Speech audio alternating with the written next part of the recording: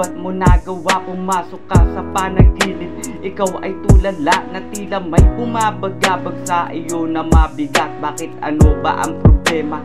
Sabihin mo lahat, andito lamang ako utol. Ako na bilang kuya, papakinggan kita hanggang lungkot mo ay lumigaya. Sa tuwing makikita-kita ay kinakamusta ka, laging sagot mo lamang sa'kin, ayos lang naman ako ya. Pero may hindi magandang balita na dumating, gulong-gulo ang isip ko na para bang mapapraning. Ikaw ay nagpakamatay gamit mahal mong sinturon. Bakit kasi iyong sarili sa problema tinuon? Andito pa naman ako para sa'yo ay makinig. Alam mo yan ang laging paalala ko't bukang bibig. Pero lahat ay humanto ngayon sa ganyang sitwasyon, at ikaw ay nagpatalo na lang sa iyong depresyon.